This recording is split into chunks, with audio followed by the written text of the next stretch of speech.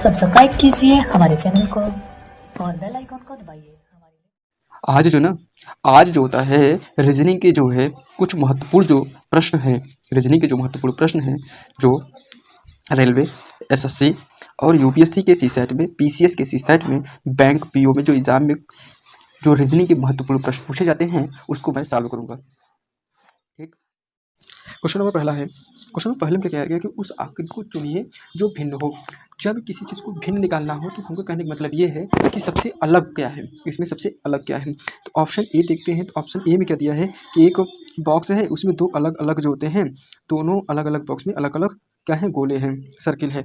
B में देखते हैं, उसमें भी अलग अलग है, इसमें भी क्या है, अलग अलग है। ऑप्शन सी में देखते हैं तो सी में भी हमको देखते हैं अलग अलग दिख रहा है, अलग अलग दिख रहा है। ऑप्शन डी में जो देखते हैं, जब हम ऑप्शन डी देखते हैं ना, ऑप्शन डी में जो होते हैं एक ही बॉक्स में जो होते हैं दो गोले दिख रहे हैं। क्या दिख रहे हैं, दो गोले दिख रहे हैं। तो इसके अनुसार जो है सबसे भिन्न की बात की जाए तो ऑप्शन डी हो जाएगा, ऑप्शन डी, क्योंकि एक ही बॉक्स में दो गोले हैं। नेक्स्ट क्वेश्चन है, क्वेश्चन नंबर 2 है।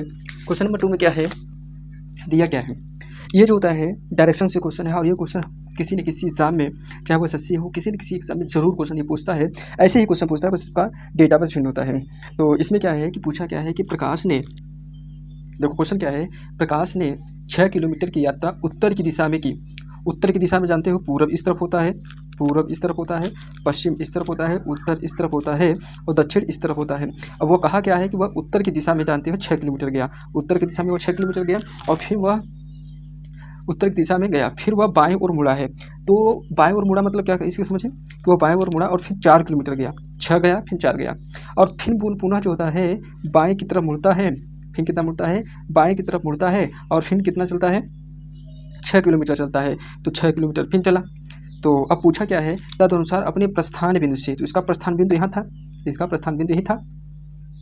तो अब पूछा कि प्रस्थान बिंदु पर कितनी दूर पर है। तो ये ध्यान दीजिए कि वो कितनी दूर पर है, क्योंकि अब इसको देख लेते हैं, इसकी प्रस्थान बिंदु से कितनी दूरी दिख रही है। इसकी दूरी दिख रही है हमको 6 किलो नहीं, 6 नहीं 4 दिख रहा है ना, ये 4 है, तो यही दूरी है ना, तो ये 4 किलोमीटर है। तो वह मैंने प्रस्थान बिंदु से 4 किलोमीटर जो होता है, 4 किलोमीटर जानते हो, वह उत्तर की पश्चिम की दिशा में है। अपने प्रस्थान बिंदु से 4 किलोमीटर पश्चिम में है। ठीक, तो इसका आंसर किसके साथ चला जाएगा, ऑप्शन बी के साथ चला जाएगा। किसके साथ चला जाएगा, ऑप्शन बी के साथ चला जाएगा। ठीक है, नेक्स्ट क्वेश्चन देख लेते हैं। नेक्स्ट क्वेश्चन में क्या है, नेक्स्ट क्वेश्चन में कहा गया है, सॉरी, एफ बराबर, एफ संबंधी दिया है 216 के, एफ संबंधी 216 के, फिर अनुपात दिया है एल बराबर क्वेश्चन मार्क दिया है। तो ये क्या होगा, तो ऐसे क्वेश्चन को हल करने के लिए सबसे पहले जानते क्या करते हैं, जो 216 है, एफ का जो संबंध है 216 किस प्रकार से है। ये पहली बार जब ABCD जब सॉरी, ये जब कोड याद किए होंगे तो ये कोड में क्या था, कोड में यही था कि एफ की जो होते हैं, एफ की जो वैल्यू होती है, एफ की जो कोड होता है 6 होता है। एफ का कोड क्या होता है, 6 होता है। अगर 6 का अगर हम क्यूब कर दें, 6 का अगर क्यूब कर दें तो 216 हो जाएगा, 216 हो जाएगा। तो उसी प्रकार से कहा है कि यल की वैल्यू क्या होगी, तो यल संबंधी क्या क्या है, क्वेश्चन मार्क दिया है। तो कब क्या होगा, तो ध्यान दीजिएगा कि जो यल है, यल का कितना होता है, यल का कोड कितना होता है 12 होता है। ये मत सोचिए कि हम कोड का बता रहे हैं, जो ABCD जो हम ए से लेकर जेड तक और जेड से लेकर ए तक जितने भी शब्द हैं उसका कुछ न कुछ कोड होता है। जैसे ए का कोड क्या होता है, 1 होता है, बी का कोड 2 होता है, सी का 3 होता है, डी का 4 होता है। ऐसे ही जो होता है इन जोड़ती से जो याद करते हैं, ऐसे ही हर एक चीज़ का कोड होता है। उसी कोड के अनुसार हम बताएं, जैसे कि अब यल का जैसे ऐसे करोगे, यल का कोड क्या होता है, यल का कोड जो होता है 12 होता है। सिंपल भाषा में ऐसे समझो, कोड मतलब ये संख्या जितने नंबर पे आएगा। यल जो होता है 12वें नंबर पे आता है, कितने नंबर पे आता है, तो 12वें। तो 12वें का 12 का क्यूब कर दोगे कितना आ जाएगा, तो 12 का क्यूब कितना होता है, 12 का क्यूब 1728 होता है। क्या होता है 1728, तो ऑप्शन 1728 किस में है, ऑप्शन डी में है। तो ऑप्शन किसका हो जाएगा, डी हो जाएगा। ठीक है, तो इस प्रकार के क्वेश्चन को ऐसे ही हल किया जाता है।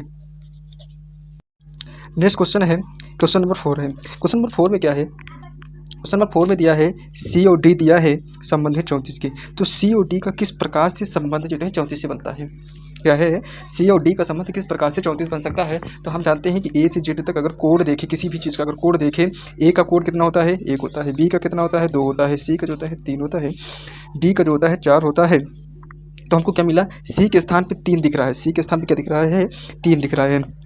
ठीक। और डी के स्थान पे देखो 4 दिख रहा है, तो हमको एक रूल मिल गया। रूल क्या मिला कि सी के स्थान पे 3 कर दिया है और डी के स्थान पे देखो 4 दिया है, तो इससे क्या बन गया हमारा 34 बन गया है। तो इसी प्रकार से हम उसको भी बना लेते हैं। ए के स्थान पे क्या रख देंगे, 1 रख देंगे, और बी के स्थान पे क्या रख देंगे, बी के स्थान पे हम क्या रख दे रहे हैं, बी के स्थान पे हम 2 रख रहे हैं, तो क्या हो जाएगा 12 बन गया। तो इस प्रकार अगर देखें तो ऑप्शन हमारा देता है डी हो जाएगा। ऑप्शन क्या हो जाएगा, डी हो जाएगा। डी में हाँ डी हो जाएगा, कन्फर्म है डी होगा। ठीक है। और ये सब जो क्वेश्चन है ना, सिर्फ कोड आपको मालूम है तो सिर्फ हम बता रहे हैं 1 सेकेंड का क्वेश्चन। कितने सेकंड का, सिर्फ 1 सेकंड का। जैसे कि सी की वैल्यू मालूम है 3 होता है और डी का वैल्यू ये होता है, तो हमको तुरंत 34 बन गया, तो 12 इसका जो है ए और बी का जो है 12 बन जाएगा। तो ये हमको देख कर ही मालूम चल जाना चाहिए इसी क्वेश्चन को। ठीक है, ऐसे क्वेश्चन बार बार आप प्रैक्टिस करिए। ठीक है। क्वेश्चन नंबर क्या है 5।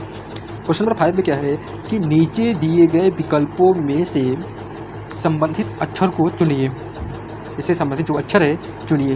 कैसे चुनना है, जैसे कि फूल है, कली से संबंधित है। फूल क्या है, कली से संबंधित है। जब कली बनती है इसके बाद जो होता है फूल बनता है, कली के बाद जो हमारा फूल बनता है। तो उसी प्रकार से पादप हमारा कैसे बनेगा, पादप हमारा कैसे बनेगा, पादप जो होता है हमारा बीज से बनेगा। बीज बोएंगे तब हमारा पौधा बनेगा, तो समझ गए। तो बीज से जो होता है हमारा पौधा बनेगा। तो किसके साथ ऑप्शन चला जाएगा, ऑप्शन जो होते हैं डी के साथ चला, ऑप्शन जो होता है सी के साथ चला जाएगा, क्योंकि सी जो होता है सी में ही बीज है, तो बीज के साथ जो होता है ऑप्शन सी के साथ चला जाएगा। ऐसे क्वेश्चन को ध्यान दीजिएगा, कंसेप्ट पर लगाना होता है, न कि इसमें कोई तर्क उर्क नहीं होता। ये नहीं, इसमें तर्क की बेस पे, जैसे कि कोई भी चीज़ एक रूल नहीं होता कि फूल है तो कली होगा, पादप होगा तो जड़ होगा, ऐसा इसमें कोई नहीं है रूल। इसमें सिर्फ एक तर्क होता है। तर्क ऐसा होता है जैसे कली है, कली से हम फूल बना रहे हैं, कली से हमारा फूल बनता है, तो पादप किससे बनेगा। मतलब ये क्वेश्चन पूछो आपसे, क्वेश्चन क्या पूछना है कि पादप किससे बनेगा, पादप किससे बनेगा, तो आंसर आ रहा है बीज से बनेगा। पत्ती से कभी बनेगा क्या, पत्ती से बनेगा क्या, तो पत्ती से कभी नहीं बनेगा। तो इसी प्रकार से कंसेप्ट को बेस पे उसको हल करेंगे। तो आपको बता दें कि 100% सही होगा, क्योंकि जो मैक्सिमम एग्जाम में क्या होता है कि जब एग्जाम को देते हैं बच्चे तो उसमें तर्क की तरह नहीं सोच पाते और क्वेश्चन अलग गलत करके चले जाते हैं। और बहुत ही सिंपल से 2 सेकंड का क्वेश्चन है, आप इसको 2 ही सेकंड में हल कर पाते हैं। लेकिन इसमें एग्जाम के समय इतना टेंशन होता है, प्रेशर होता है कि आप अच्छे से नहीं कर पाते और क्वेश्चन क्या होता है गलत हो जाता है। तो ऐसे क्वेश्चन को ध्यान दीजिएगा, कंसेप्ट पे एकदम जिसे कहते हैं ना कि एकदम सोच समझ के हल करिएगा, क्योंकि बहुत छोटा है और आंसर भी बहुत अच्छा होता है। ठीक है, आज के जो टॉपिक में इतना ही, फिर देखेंगे बाद में, और नेक्स्ट वीडियो में इतना ही आज के लिए।